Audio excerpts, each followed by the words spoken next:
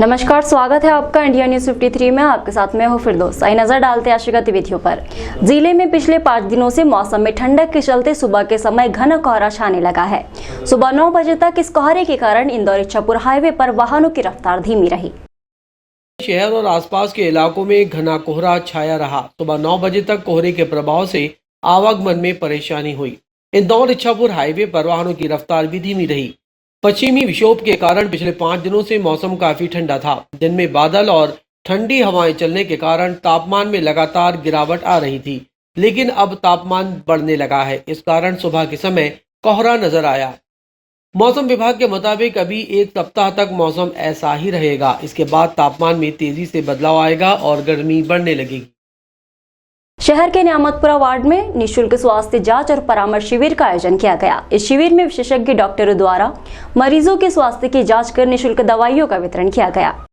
युवा कांग्रेस विधानसभा अध्यक्ष नजीर अंसारी ने बताया कि वर्तमान में कोरोना संक्रमण तेजी से फैल रहा है। इसके साथ ही मौसम के कारण कई तरह की बीमारियों से लोग परेशान हैं।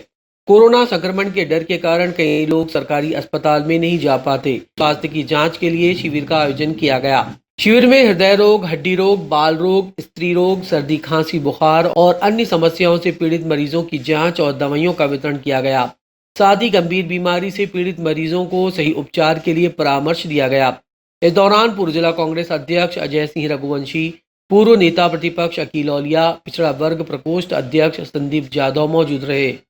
धूलकोट चौकी क्षेत्र अंतर्गत 15 दिन पूर्व एक युवक की रूपारेल नदी में लाश मिलने के बाद पुलिस ने इस मामले का खुलासा करते हुए मां बाप और बहन द्वारा हत्या करना और हत्या के साक्ष्य छुपाने का अपराध करना पाते हुए तीनों को गिरफ्तार कर लिया है। लाश मिलने के बाद पुलिस ने मर्ग कायम कर जांच शुरू की थी, जिसमें किसी अज्ञात बदमाश द्वारा रामकृष्ण की हत्या कर लाश छुपाने की नीयत से हाथ पैर बांधकर रूपारेल नदी में फेंक दिए जाने की जांच में बात सामने आई थी। थाना निबोला ने धारा 302, 201 भारतीय दंड विधान में अपराध पंजीबद्ध कर जांच किया। जांच के दौरान सभी लोकेशन ट्रेस करने के बाद जानकारी मिली कि मृतक के परिवार में कोई विवाद था। इस संबंध में बारीकी से जांच करने पर मृतक के परिजनों पर संदेह होने पर पिता भीमान सिंह, मां जमुनाबाई, बहन कृष्णाबाई से सख्ती से पूछताछ करने पर कहा कि मृतक रामकृष्ण की सगाई हो गई थी और वो किसी अन्य लड़की से बात करता था। साथ ही कोई काम धंधा नहीं करता था, दिन भर मोबाइल पर बात करता था। ये बात परिजनों को पता चलने पर वे नाराज थे। 2 जनवरी 2022 की रात 10 बजे रामकृष्ण फोन पर किसी अन्य लड़की से बात कर रहा था। रामकृष्ण के पिता ने नाराज होकर रामकृष्ण को डांटा और बोला कि कोई काम धंधा नहीं करता, सगाई होने के बाद भी दूसरी लड़की से बात करता है।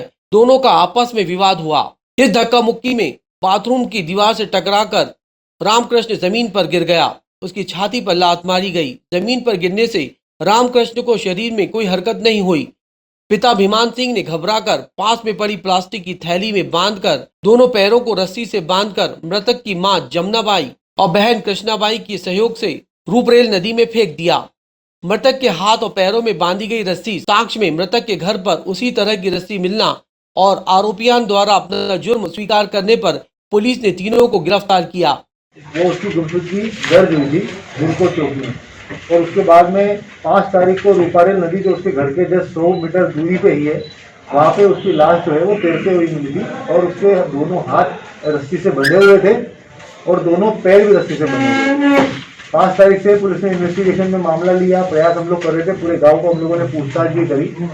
उसके अंदर फाइनली आज जो है वो हम लोगों ने 3 लोगों को गिरफ्तार कर लिया है, जिसमें एक जो है वो उसका खुद का जो है वो पिता है, उसकी बहन और उसकी मां, इन तीनों को उसके मर्डर के आरोप में जो है वो अरेस्ट कर लिया है और आज हम लोग उसको कोर्ट में पेश करेंगे। क्षेत्रीय सांसद ज्ञानेश्वर पाटिल के रैपिड एंटीजन टेस्ट में कोरोना पॉजिटिव आने के बाद उन्होंने स्वयं को आइसोलेट करते हुए जानकारी सोशल मीडिया पर शेयर की है। क्षेत्रीय सांसद ज्ञानेश्वर पाटिल को हल्के लक्षण दिखाई देने पर उनके द्वारा अपनी रैपिड एंटीजन जांच करवाई गई, जिसमें कोविड-19 होने के प्रमाण मिले हैं। इसके बाद उनकी जांच RT-PCR के लिए सैंपल ली गए हैं, जिसकी रिपोर्ट आना बाकी है। इस रिपोर्ट आने के बाद उन्होंने सभी लोगों से आग्रह किया है कि जो लोग उनके संपर्क में आए हैं वे भी अपनी जांच करवा लें। जिले को 100% कोरोना वैक्सीनेशन किए जाने को लेकर जिला कलेक्टर के सभागृह में कलेक्टर प्रवीण सिंह ने सभी अधिकारियों कर्मचारियों की समीक्षा बैठक लेकर उन्हें दिशा निर्देश दिए। हम आपको बता दें कि बुरहानपुर जिले में टीकाकरण अभियान को लेकर जिला कलेक्टर द्वारा लगातार अफसरों को दिशा निर्देश दिए जा रहे हैं ताकि कोई भी व्यक्ति बगैर वैक्सीन लगाए न छूटे। जिला कलेक्टर प्रवीण सिंह ने समस्त जिले के अधिकारी कर्मचारियों को निर्देशित किया है कि सब 100% वैक्सीन का लक्ष्य पूरा करें। इस संबंध में अधिकारियों से वैक्सीनेशन को लेकर चर्चा की गई।